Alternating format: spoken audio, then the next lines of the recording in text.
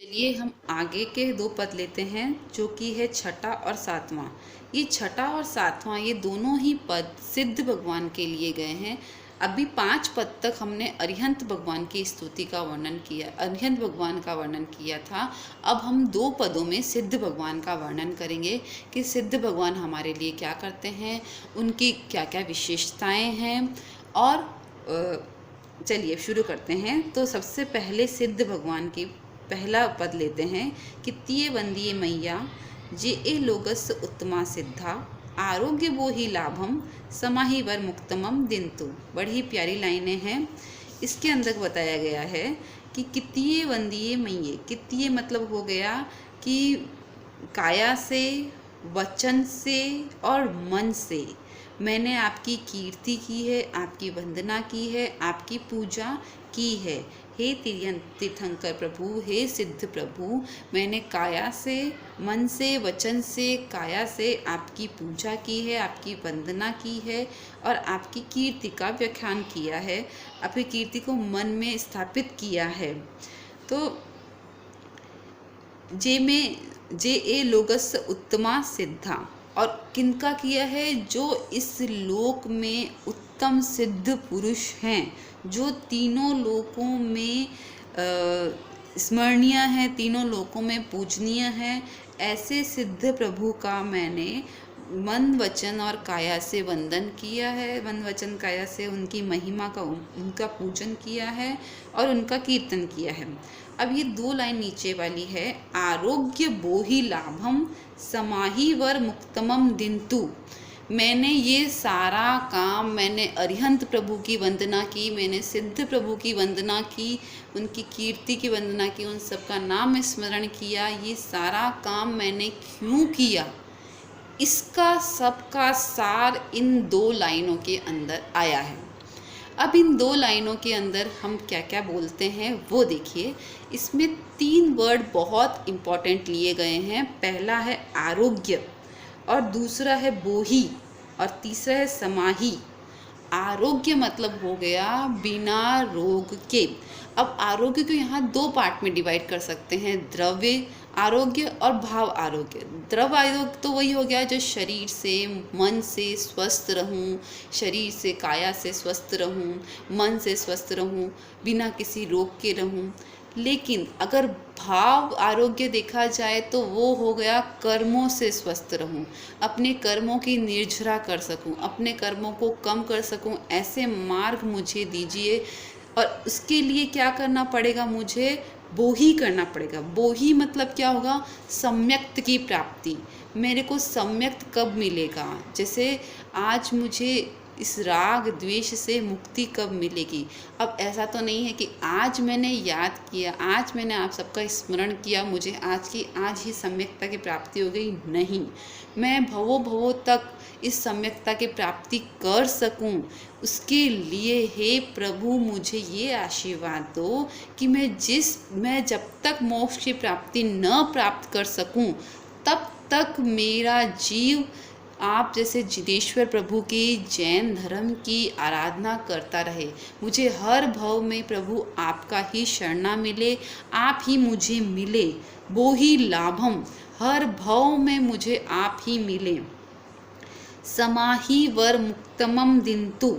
समाहि हो गया यहाँ पे समाधि। अब मुझे समाधि क्यों चाहिए? जब मैं बोलती हूँ, जब मैं आपका स्मरण करती हूँ, तब तो मेरा मन आपके प्रति स्थिर रहता है, आपके गुणगान करता है, मोक्ष राग देश से मुक्त रहता है। लेकिन जैसे ही मैं बाहर जाती हूँ, मेरा मन भटकने लग जाता है। तो मुझे हे प्रभु समाधि प्रदान कीजिए। समाधि प्रदान कीजिए मतलब मेरा मन को द्रव समाधि और भाव समाधि, दोनों समाधियों से मेरे मन को शांत कीजिए। मेरे मन में जो भाव उछलते हैं, उन भावों को शांत करके मुझे समाधि की प्राप्ति हो। तो यहाँ किस किस की कामना कर रहे हैं? यहाँ सांसारिक सुख की कामना नहीं कर रहे हैं।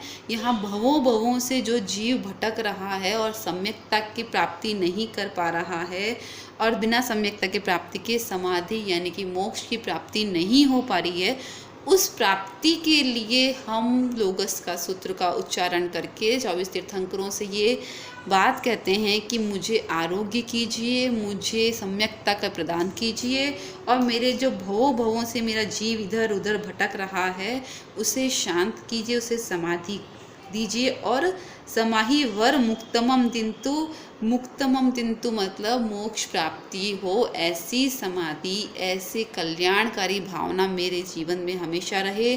और जब तक मोक्ष प्राप्त न हो तब तक मेरा जीव हर भाव में जैन धर्म को प्राप्त करे, हर भाव में इस जिनेश्वर प्रभु आपकी आराधना कर सकूं, ऐसा मुझे वरदान दीजिए, ऐसा मुझे प्राप्त हो, ऐसे पुण्य, ऐसे कर्म मेरे अच्छे हो। ये बात आगे इस बात में बोली गई है।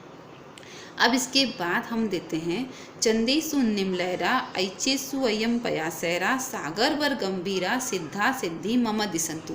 यहाँ सिद्ध प्रभु के गुणों का वर्णन करते हुए बताया गया है कि आप ये गुण मुझे भी दो।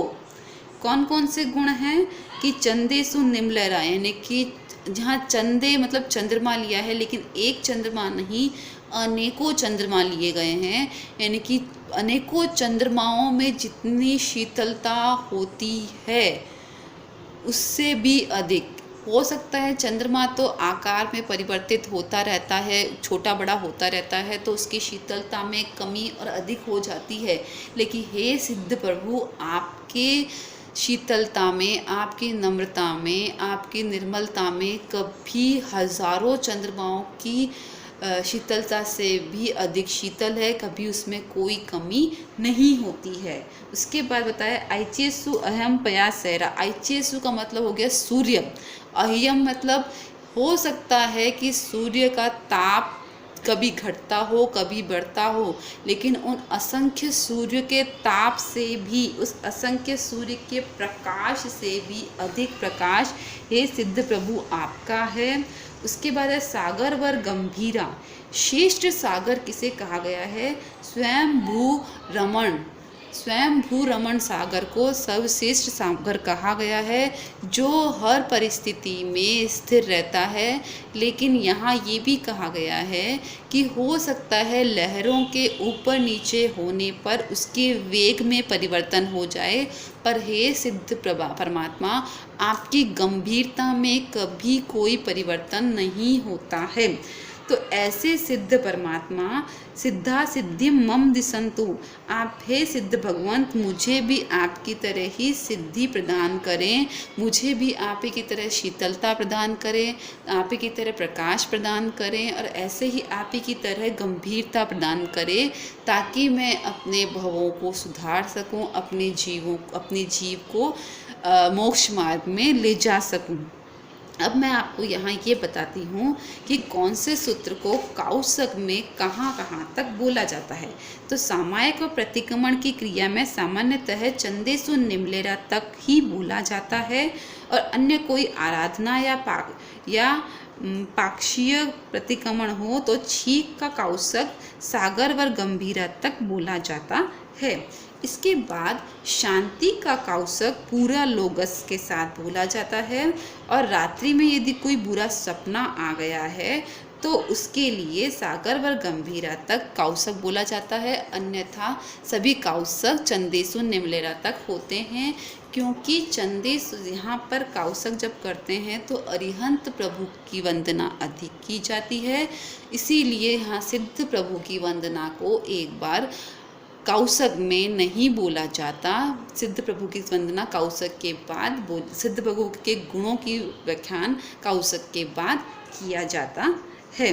तो यहाँ ये सूत्र को पूर्ण किया। सूत्र का अब एक संक्षिप्त जो संक्षिप्तीकरण है वो मैं आपको बता देती हूँ कि पहले पद में अरिहंत भगवान के गुणों का वर्णन करते हुए कहा है, जो 14 राजलोकों में श्रेष्ठ हैं, प्रकाश करते हैं, जो तीनों लोकों में श्रेष्ठ हैं, जो धर्म तीर्थों की स्थापना करते हैं, ऐसे अरिहंत प्रभु को मैं वंदन करती हूँ। उसके बाद 24 तीर्थंकर के नाम लिए गए हैं और उनको वंदना की गई है। फिर कहा है कि अरिहंत प्रभु जो कि जन्म मरण से मुक्त हैं, जिनके ना तो कोई पुराने कर्म हैं, ना ही कोई नए कर्म हैं, उन सभी कर्मों से मुक्त हैं, ऐसे अरिहंत प्रभु हमेशा मुझ पे प्रसन्न रहें। यानी कि मैं उनकी वंदना करके अपने पुण्य कर्म बढ़ाऊं ताकि मेरे पाप कर्मों का क्षय हो जाए। अब उसके बाद नीचे के 2 पदों में बताया गया है कि जो सिद्ध भगवान हैं वो कैसे हैं। वो चंद्रमा से भी अधिक शीतल हैं, बहुत सारे चंद्रमाओं से भी अधिक शीतल हैं, सूर्य से भी अधिक प्रकाशित हैं और समुद्र से भी अधिक, श्रेष्ठ समुद्रों से भी अधिक गंभीर हैं। ऐसे सिद्ध प्रभु मुझे आरोग्य प्रदान करे, मुझे सम्यकता प्रदान करे और मुझे समाधि प्रदान करे। ऐसी भावना देख के हे अरिहंत प्रभु, हे सिद्ध प्रभु, मैं आपकी वंदना करती हूँ।